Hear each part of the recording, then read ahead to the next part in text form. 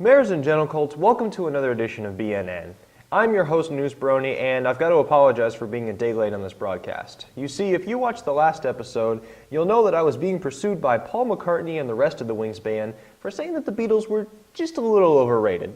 Paul's got a really big head. Anyway, I was able to give them the slip by disguising myself as Stephen Colbert and having Paul on the Colbert Report as a guest. I know, it was a genius disguise. Nobody saw through it, not even the audience or Viacom. Fortunately, that episode was broadcast to millions, but nobody knows that it was me. So if you see Stephen Colbert, don't tell him. Anyway, with all that aside, let's get to tonight's top news stories.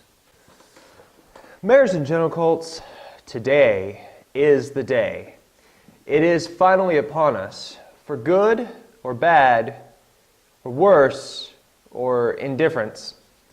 Equestria Girls is here. Today, Sunday, June 16th, 2013. I believe the Mayans wrote about this day. They called it the day... Well, I'll just let Billy Bob Thornton explain it to you. It's what we call a global killer. Nothing would survive, not even bacteria. This day... I'm sorry, what? The Mayan thing was last year? Nobody cares about it anymore? Oh, okay, sorry. Well, I had a whole bit about the Mayan apocalypse and Equestria Girls, but you know what? Bucket. Go see it, or don't. But whatever you do, stop bitching about it, because the internet's had enough. My next story is just a little more somber. You'll remember that last week I reported on the death of a little girl in California named Kiki, taken from the world due to an untreatable form of cancer that she had. The doctors gave her a few months to live, and she ended up living for a couple years. And that was thanks in part to a lot of bronies and Tara Strong and many others in the My Little Pony community raising money for funds for treatments and donating it to her family. But anyway, a good buddy of mine named Cliff is organizing a little project for the bronies living in Arkansas. He would like all of the bronies living in Arkansas to write a letter or a note or a memo or just a short limerick even, if you have the time, to the Haviv family, who is, of course, Kiki's family, to let them know that they're not alone in this dark time of losing their daughter. So if you're interested in doing that, if you have a spare second, go to Facebook and join the Arkansas Bronies group. It's a group, it's not a page, so you'll have to join, wait to be approved. The administrators are usually pretty quick about getting that taken care of. And then you'll see it, it's one of the first posts you'll see pinned at the top about how you can help out Kiki's family by writing a little note and getting it to Cliff. So if you could do that, he would really appreciate it. Wouldn't take long, wouldn't take a lot of effort, and of course, Kiki's family would really appreciate knowing that they're not alone in this dark time. And if you're watching anybody in Kiki's family, you're not alone in this dark time. You got the whole brony community around you, and again, we're really sorry for the loss that you've recently had. But if you're going to do something, send them a note, send them a limerick or a memo or something. And you need to act on that fast, because the deadline that Cliff has set to collect all these letters before he sends them off to California is next weekend. So sometime this week, get on Facebook, look at the Arkansas Bronies, join, and check out what you have to do to get your letter to Cliff so he can send it to them over in California.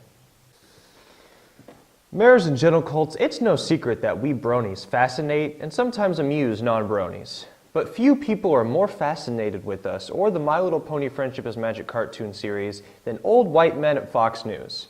Yes, Fox News, for some reason, decided to do a little bit on it, complaining about the ponies being, I don't know, too sexy, the new Equestria Girls movie and whatnot. Well, I didn't want to be the first person to tell you this, anchors of Red Eye at Fox News, but if you find ponies sexy, and to all of my farmers and ranchers watching the Brony News Network, if you see any angry white men in three-piece suits heading towards your horses, grab your gun. We all know that the world will not miss them one bit if you take them out. And of course, if you're really curious about this clip, here's a little snippet about the people complaining about ponies being too sexy on Fox News. Are they too hot to trot? Well, America's moms are saying nay over a Hasbro mainstay.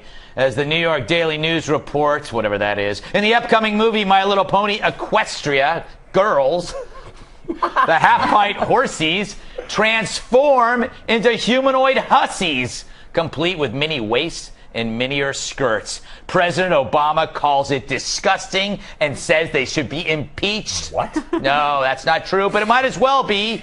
Can't impeach cartoons. I can't say that enough. Says one New York City woman who speaks for America. They look like the Spice Girls. They're a little too sexy. It's an image I don't want my daughters to grow up with. Adds another. I like the group of older My Little Ponies better because they're a little bit more innocent and pure looking. Me too, lady. Hasbro says portraying the ponies as people helps children empathize more with the characters, and the short skirts are what's in style. Daniel Ingram, composer for the My Little Pony Friendship is Magic television show, responsible for bringing us such catchy tunes as Winter Wrap-Up, has just recently celebrated another birthday. Happy birthday to one of our favorite composers of all time. I hope it was good, Daniel, and remember, signs of Alzheimer's appear early, so be sure to get yourself screened regularly. Also, enjoy your new annual tradition of getting a colonoscopy every year. It's all downhill from here, Daniel. Have a happy birthday. Well, mares and gentlecolts, that's all I have time for today. Remember, I'm the best journalist Equestria has to offer. Now, if you'll excuse me, I've got to go back in time to kill M. Night Shyamalan and prevent the birth of the horror that is The Last Airbender. Stay classy. Ta-ta.